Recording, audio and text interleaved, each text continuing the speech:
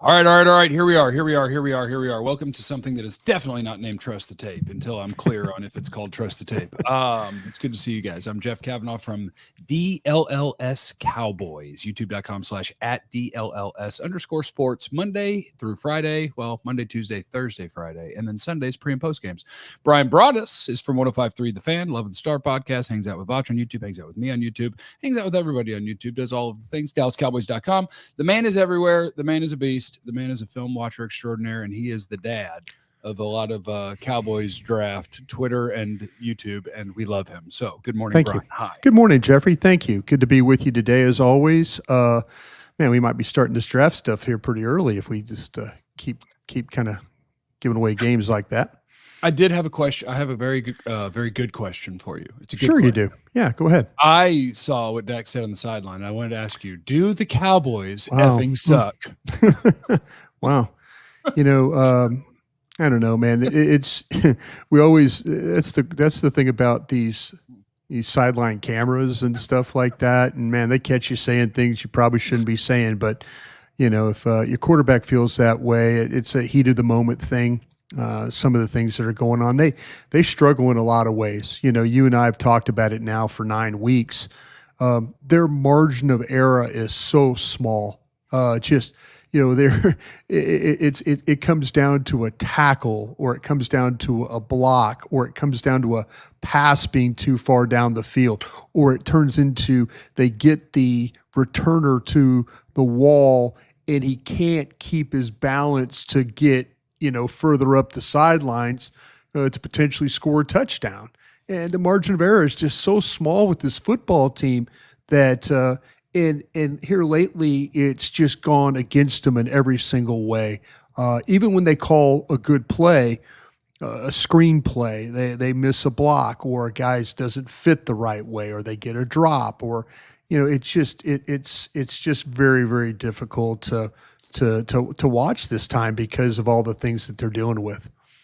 If you're here and you're in the chat, first of all, thank you for being here. Please hit the like button and subscribe. We appreciate you. And let us know, because I heard Jerry on the post game, and it's very, very interesting all of a sudden that Jerry has completely changed his tune. Maybe hopium. Yeah, that's what I'm it's figuring. Hopium. Yeah, hopium. Yeah, he knows. He knows that this team's lost 3 straight.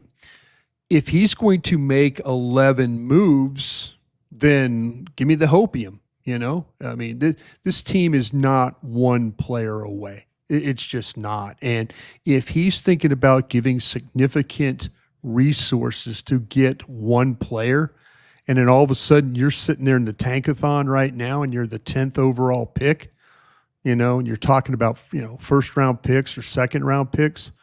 No, I'm not interested in what's going on. Matter of fact, I'm to the point right now where if Dak misses a couple of games, I'm interested in seeing Cooper Rush play. Excuse me, not Cooper Rush, Trey Lance. Trey Lance. And I'm not doing that as a tankathon move, because you're already just play the games. You're not good enough. You're going to lose these games. You're just not good enough. So, you don't have to tank. You just play the games, and you're naturally going to come up 5 to 6 points short every single time you play. It's not tanking. You're just not good enough. If you're playing with backup players, and God bless Carl Lawson for the way he played.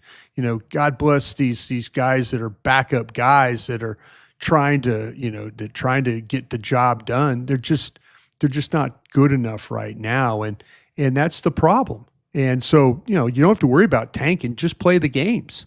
And so I heard Jerry, I think he's selling hopium.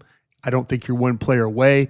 I would consider playing Trey Lance, because I think he might bring you a little bit different dynamic to your offense, especially with an offensive line that might be struggling a little bit with the pass protection and then their ability to help in the running game. Maybe he can give you a little bit more with that. Now, Dak Prescott said he plans to play this week. Now, obviously, that's good for him. The guy after a game who's good for him. I'm hoping for the best. I'm with you. If you don't have Dak, I know what Cooper Rush is. I know what he is. Yeah. And he did a nice job. And don't get me wrong. You're going to have to, I'm now kind of interested in, in seeing what that's all about. I saw it in the training camp preseason. it might give you something a little bit different than what you have. But, if you want to play Cooper Rush, I fully understand that too.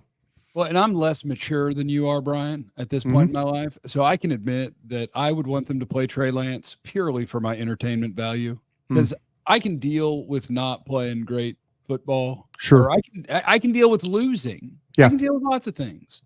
But I don't like being bored while I'm losing. They're not even exciting or really fun. So, give me the guy that's going to run around, and let's see if we can't have a good time out there. Yeah, I just kind of feel like that there's been some snaps. There were some snaps in that game yesterday where your defense gave you a chance. The fourth downs that you had, Buns Fossil, he has a lot of pull on that coaching staff for him to say with your down 4, coming out of the half, coming into the second half, let's fake one. And, if you watch it, CJ Goodwin's not even in any kind of position to catch that football. You watch it on tape, you're going to go, my God, what is he doing? And, on the other side of the field, you have Ryan Flournoy, who is 6'3", who is used to running routes. If you're going to throw a jump ball up, I would throw it up to a 6'3" receiver against a corner that's a little bit shorter over there, and not against a defensive, not against, not throw the ball to C.J. Goodwin. Now, I can understand element of surprise, but, the Brian Anger just threw that ball. I mean, I would, if you're just going to throw it's almost a pick six. Yeah, but it was a nice spiral to the right general area. That was a nice right area. But if you're going to do that, throw the ball to a 6'3" receiver who's playing gunner for you on the other side of the field. Yeah. Now, I'm not saying you could bring him over. If it's easier for Anger to throw the ball to his right, then, make the adjustment there. But, for Mike McCarthy afterwards, he says, we saw a matchup there. Now you're going to make me go back and watch every time that Atlanta had a punt return against them. Matchup. Yeah, he said that after the game. C.J. Goodwin versus someone, that was a matchup? Saw a matchup. That's what he said. But, that's coach speak. That's not to get Todd Archer or David Moore or anybody else to ask him any more questions about it. What was a matchup we liked? Oh, okay. Did you feel like it was a good enough matchup that you had a receiver that's 6'3" on the other side of the formation that maybe was a little bit more comfortable doing that if you're going to throw a jump ball? I don't know. These are the things you talk about being entertained. The 4th and 1. Give Ellis a credit on the jet sweep. Give him credit. I'm indifferent on the call. I'm indifferent. I'm a Brad Sham and I had this discussion last night on the post game of, and then some people were calling in. A football coach called in and says, that's kind of a tough dude, And I'm like, I'm sorry. He goes, well, that's, it's part of what the West Coast offense. No, I grew up in the West Coast offense with Mike Holmgren and with Bill Walsh and all these guys. They'd hand the ball to Tom Rathman or Roger Craig, or they would get in, they'd get under center and they would hand the ball. You're taking a chance. You're taking a chance, and I get it. You're putting the ball in CeeDee Lamb's hands. Just get the first down, move on. You're as I mentioned earlier in our podcast here, your margin of error is so small. And if you don't trick them, well then, okay, let me tell you what else was happening. You didn't get a block on Alford, and then Ferguson was struggling with his guy. He was struggling with Bates. It probably would have been stopped. Even if the Ellis wouldn't have made the play, it would have probably been stopped. That's the thing. And you just every time you show up, you're tempting fate, and and fate's biting you in the ass right now. I do think on the 4th down one, and I'm indifferent. Right. I would have lined up and ran the ball at him and tried.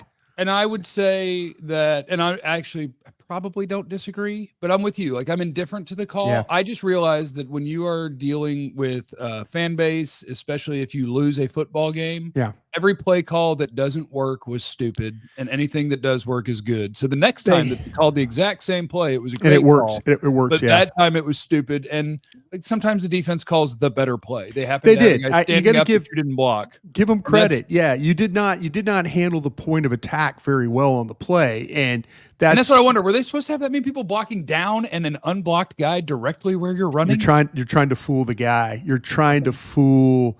They were in man coverage too. I mean, that the motion across brought Alford. He was in position because what happened is they got like Martin and Steele kind of got things down inside, and then Steele tried to adjust to get another block, and he couldn't get a block. I mean, it would have been Bates or Alford. One of those guys would have had to, could have made the play. But like I say, there were a couple times like the screen passes that they ran. There were a couple things that they block. Yeah, there were some really good calls. I mean, yeah, and and Dak, it just seemed really, really strange. And Dak just kind of just casually flips the ball, and then Judon able to knock it down. And when you watch the play, you're like, man, Dak is really casual on that play. If you get it over the top, if you just kind of just lob it, it's a chance. But he kind of sidearm, okay, here. It was almost like it was like, when they get a flag on the play and they're just trying to stop the play. He just casually but you had a couple of opportunities. The ball that went downfield to Lamb at the end of the game, that he has a chance to catch that ball. I mean, I know his shoulders hurting him bad, but man, Cooper Rush cannot throw a better ball. We've seen CeeDee Lamb make plays. They're on the brink of everything. Is like, man, that was the fourth down play to Turpin. In the middle, and he jumps. I mean, he jumps up. He jumps up. But you're like, why are you jumping, bro? You don't have to jump. You catch that ball. Now they're driving the ball. Now the drive is still going. But it's hard to watch because it's the intent is good. The execution a lot of the times is pretty poor. That kills them. And I think it's probably even more frustrating just because of where you are in the season. The fact that when I'm talking about it's 3rd and 4 on their first red zone drive, and you only have 10 people on the field while they get the conversion easily to Bijan, and then you come out of half and false start, and you've got 12 on the field on your 4th down. Crazy on that play, because what happens is Cook, he's in the game as the running back, and then all of a sudden they run heavy personnel on. So here comes Schoonmaker and Spanford and Lipke, and the other receivers are coming off except Lamb. Well, they've never, they're trying to go with a little pace here, and all of a sudden Cook is caught standing in the huddle, and then he tries to get off. But what happens? That's on the sideline. That's on the sideline. They have somebody in the game that's probably not accustomed to that. You run 3 guys on, you're going to put the receiver at running back, and now you got him trapped. You got Cook trapped because he's not sure if he's on or off on this 4th down carry. Dude, he also didn't know what to do, I don't think, on the first play he was in, and they took a delay of game as Dak's like, no, over here. Yeah. All right, now step forward. And by the way, you refs, y'all are jerks. You know what I've noticed about refs? Yeah. I've been told my whole life, this is what we do for delay of game. 3, 2, 1, 0. Look to the quarterback. If we haven't done it yet, now it's a flag. Yeah. I've seen this the last 2 weeks, and not just with the Cowboys. The Cowboys, I noticed it this one. This is a crew. No. What they do now is if your body language is we're in a hurry, they're staring at that thing. And if it hits 0, they're just like, we got you. No, let me tell you this, man. There's something I do for our pregame show. It's know the officials. It's really, we call it know the enemy, but it's really the officials. Oh, the enemy, huh? Know the enemy. Know the enemy. And not today, Brian. Not this week. Yeah, it's part. But yeah, this this crew is known for too many men in the huddle, and they're known for delay of game. Oh, they're trying to get you.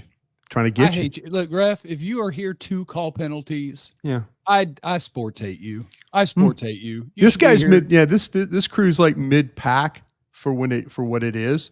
Yeah. But yeah, there's things that like they only have had in 8 games now, 9 games, roughing the passer penalty, which is that they let you take a shot at the other team's quarterback, or take a shot at your own quarterback. Yeah, but not your. But yeah, it's. Again, Jeff, it's attention to detail. It's you're putting guys in situations that they're not accustomed to or not used to, and then it ultimately it bites you, like we were talking about.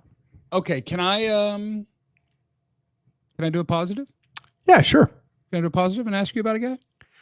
Lawson, Oso No. So I've been yelling at Guyton a little bit. I've been yelling at Jerry a lot, and I think him and Mike might have been having slight disagreements about certain things, and that's why we haven't been doing the right thing all along. Oh, but you're talking about the runner now. Rico over 6 a carry, up to 4.5 a carry on the year, which now makes you above average as a running back. And I saw from Marcus Mosher this morning, his success rate amongst guys who qualify is top 5 in the league. Yeah. When you give the ball to Rico Dowdle, is it possible that this team can run the ball if they let the right players play? No, it is a possibility because, the guy has extreme toughness. The vision is good. I think there's a little bit better, you're getting a little bit better understanding from your center where he needs to go and get blocks. You're still struggling a little bit with the right tackle, but they ran a couple of different, matter of fact, they got a really nice block downfield on one of his runs with, from Tolbert. So they got the receivers involved a little bit on some of the run, but BB, the long run of the game for him, BB got off, got his guy taken care of. They made the cut off the block. It was a pretty play. But your runner averaged, if you look at yards per carry against Bijan Robinson, he had better stats with less carries. And you were really worried in this game that Bijan Robinson was going to kill you, and he killed you in a couple of different ways. That 30-yard pass was a thing of beauty right there. With Cousins moving around the pocket, they can't get him down. Now he's kind of running a little pivot route, and Kendricks is struggling with that to kind of carry that route. But it's a good adjust. But talking to your point, your back played very, very well in that game, catching the football, running the football, blocking when he had to. I think that in a running back room that seems very, very much in flux right now, in far as who's this and who's that and who's doing this and who's doing that, he's the one consistent thing that you have.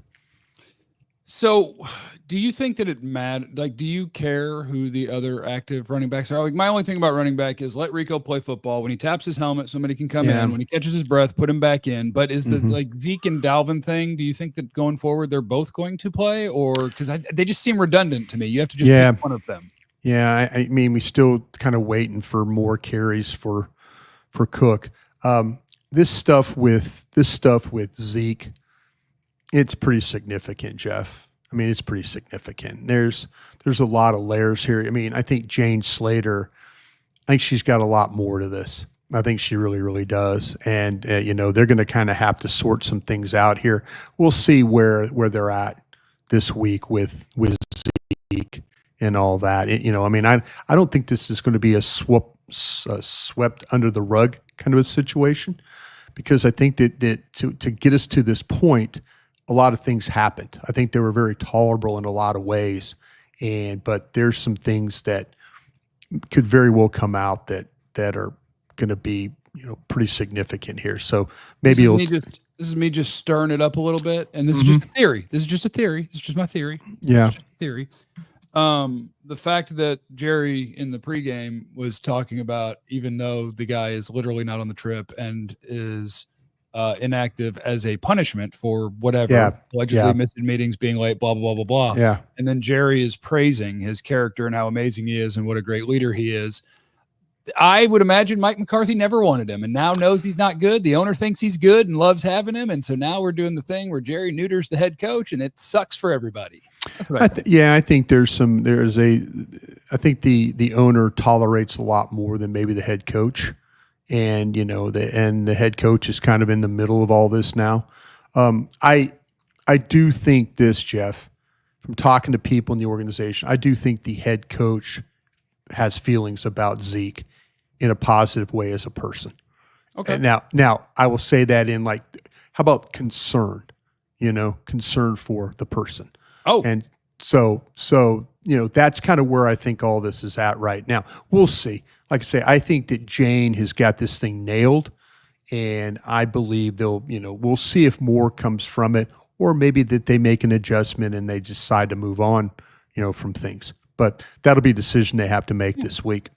It sounds like you might be telling me to keep a positive thought for Zeke and whatever might. I would say, I mean, I don't think this is just about missing meetings, man. I don't think this is about being late. I think there's more to this. Okay, well, that is quite interesting. Next topic of discussion, Bryan Broaddus.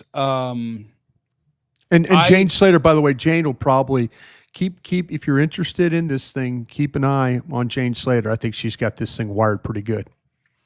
I also am hoping that Jerry Jones is full of it when he's trying to sell to people. Now that he went from what 2 weeks ago, or where are you going to find players? As everybody else was trading for players, and now they might have things in the mix. I do think it's hopium. Yeah. Can you think of people on the roster because here's what I want the Cowboys to do. I want the Cowboys to be sellers. That doesn't mean Micah Parsons. It doesn't mean Deron Bland. It doesn't mean guys that if you think they're going to be part of your next time to go try win. But if you have anybody on an expiring deal that anybody has any interest in, I think you do that. Now it's going to be really sad watching this team if you got a 6 or 7 for Osa. We're already watching it. Yeah, we're already watching it right now. Yeah. Yeah, but would you rather see them go that Jeff, direction? I'm not interested in getting a bag of balls for guys, if that's what you're asking me. Yeah, because that's what you're going to get. Yeah, I'm interested in making legitimate deals. If you're interested in Micah Parsons, make me an offer on Micah Parsons. And listen, I've already seen what this team looks like without Micah Parsons, and it's not pretty. I'm not advocating that, but I'm also understanding that they're about to pay a guy $35 million a year potentially. Yeah. And if they keep telling me, maybe 40, but that's, if I'm not interested, if somebody legitimately wants to ask me about Micah Parsons, I'm not going to say no. I'm going to listen. I'm not saying I'm going to trade him. You try to lowball me and, you make it worth my while. Same thing with Bland. Same thing with anybody. But I'm not interested in getting a ham sandwich and a bag of balls from somebody for a 2028 7th round pick. That does me no good right now. No, but I want all the picks. Yeah, but you want picks. You would love to have 1st, 2nd, 3rd, 4th round picks is what you want. Oh yeah. That's what you want. I mean, that's if you're now. Dallas here the last couple of years, it's been some struggles. With this draft and stuff. Yeah, but we got 10 picks this year, Brian. We're going to get to work this year. I hope so. Me and you. No. Find us some 5s that we like. No. Hope that's the case. But I am not coming on your program and advocating trading Micah Parsons. But if you're the Detroit Lions or you're somebody, I mean, now you trade him to Detroit, that's within the conference, and that's something you might have to deal with down the road another day, maybe not this year, but another day. I'm not hanging up on anybody. I'm not. Talk to me. Yeah. I think if there's a Parsons conversation to be had, to me, that is absolutely positively a conversation that is like when you're at the draft or leading up to the draft, and it's not a right now thing. Because I'm not the team I would be interested in trading if I was going to trade Micah Parsons. I'm not interested in the Lions 32nd pick. No, but I maybe want to talk to somebody in March. I want to talk about your 7th pick and your other picks. Yeah, the problem. Yeah, and this is also if you're Jerry Jones and you're thinking about making a big splash trade here as your team's sitting 3-5. And then all of a sudden you're like the Carolina Panthers and you've now made a trade and you've given up the 1st overall pick. That if you're somewhere in the top 10 and you're talking about giving up 1st round assets to go get somebody, I don't know if I'm interested in that right now. I kind of think this team is not going to get any better. I really, really don't. I think there's some scheme issues here. They struggle on defense. The defensive coordinator's having some problems. The offensive coordinator's having some problems. The quarterback's not playing particularly well. They're struggling with their offensive line. This is not a year to go and throw a 1st round pick at somebody and hope for the best. No, and I think that it even goes to I feel like Jerry Jones is managing to do or say exactly what I would disagree with at all times. Yeah. Where it's like, where are you going to get these players? It's like, well, Jerry, we can tell you where to get these players. They're trading for them daily. They're trading for starting receivers for day 3 picks, swaps. We can tell you where to get these players. And Right. by the time that it is no doubt too late, please don't do that, Jerry. Just save up and let's Well, get ready to this re-rack is- this thing. Now he talks about doing something. Well, this is where Jerry gets in trouble. This is where Jerry gets in trouble because all of a sudden he's telling you about all in and he's telling you about all these things that, and this is where Jerry gets in trouble. And this is where he gives 2 1s for Joey Galloway. Oh, no. No, but this is seriously, this is where if you're a smart general manager, You call Jerry now. call Jerry now. Call Jerry now because Jerry's kind of backed in a corner because, he stood there before the media yesterday and talked about making a move. Yeah. And, and now all of a sudden, if I'm a general manager and I'm maybe not, my team's really not going anywhere, Dallas could be a high pick for you. If you have somebody that you're interested in moving on from, like, hey, listen, we're not going anywhere. We're the Miami Dolphins. We ain't going anywhere. Here we're going to trade. Here, let's call Jerry Jones up, see if he likes any of our players. Yeah. That's If he was going to do the thing that gets him in trouble, do you have a position that you would think most? I mean, receivers. Man, I told you he could trade for 11 people, and that would maybe help this team right now. Yeah, they need to not do it. But when you're talking about this is where you could get him in trouble, it's like, okay, but what would he do? And it would be something sexy. I actually think when you name the Dolphins, like Jerry Jones in a lost year is like, and here's Tyreek Hill. And you're like, what? Yeah. What are we doing? Yeah. Well, you could surely Osa played well yesterday, but for the most part, the defensive tackles have been a huge disappointment. Whether you're the 1 or the 3, it's been a real disappointment with those guys. I mean, if you find me a stud D tackle and you want to trade something more premium for, Sure. I might not kill Jerry for that. As long as you're not talking about this year, you're talking about like if I'm trading for him, I'm trading for somebody who's going to help me for 3 or 4 years, and it's a defensive tackle. I'd dance with that for sure. Yeah, if you got somebody that is like I say, you're not trading for a rental. Yeah, I worry that Jerry is backed into a corner now because we keep holding him at his word. We keep holding him that, well, you said all in, man. You're not all in. You said this. And now he feels like got to make a move. Got posse's getting close around me right now. They're coming in on me. Tribunal's coming for you. He just needs to back up and let this thing play out. And if you have to, you're already playing young players. Just keep playing the young guys. It's not about, as I said earlier, it's not about tanking. You're naturally just not good enough right now. You're going to find a way to lose games by 5 or 6 points. That's just the way it is. The margin of error is super small, and you walk the tightrope every time you snap the ball. Offense, defense, special teams. You walk the tightrope, except for your kicker. Your kicker, he's the one guy that's pretty good That's at who it. you trade, Brian. Somebody asked me this question, Jeff. I don't know who on is Twitter. trading Somebody what asked me this for a question. kicker, but he hired Todd France, and Todd Yeah. France don't F around. So I'm ready No. for a Brandon Aubrey holdout this offseason. Let me tell you this, Jeff. Somebody, and I didn't want to stir it up, but this was a damn good question. Somebody asked me, hey, just playing around, Brian, what do you think you could get for Aubrey? 6. Bro. You think more than that? Yeah. You better give me a 2. No way. Yeah. Give me a 2. Give me a 2. I don't think there's any way he has that sort of value. Jeff, this guy he's awesome. This guy makes field goals from his side of the logo consistently. Think about that if you're a team that maybe plays indoors. Maybe you're a playoff team. Maybe your kicker, you hate your kicker because you just don't know that this guy is a weapon. He is as good. He's the best kicker in football, probably. Talk about putting points on the board. He puts just as many points on the board as a second round wide receiver or a second round tight end or second round running back. Dude, I'm just telling you, I don't think that it might seem delusional to everybody. I'm just not giving him up, but if you did, that is a legitimate.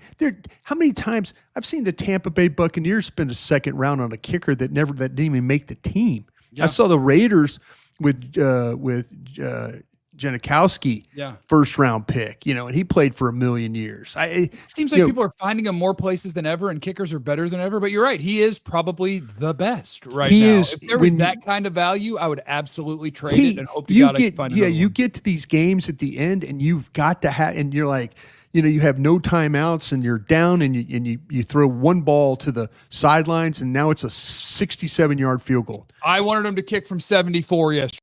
I'm mad they didn't. That guy. Shout out to Swayze that he doesn't like Dak. It might be the worst contract in Cowboys history. He might finally have a chance to get a top 5 QB pick. All right, kick ass. Well, see, this is the thing about it is, and and I'm on the 4 years now, and I'm interested in seeing another offensive coordinator with him. And he's had several offensive coordinators. Maybe he is the problem.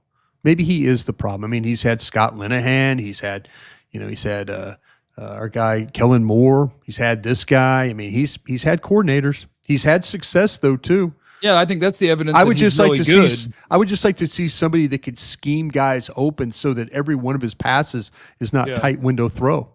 And I do think he looks like he's not. This is obviously not his best year, and I do think that so many things about his body and mechanics are like, "Are you okay?"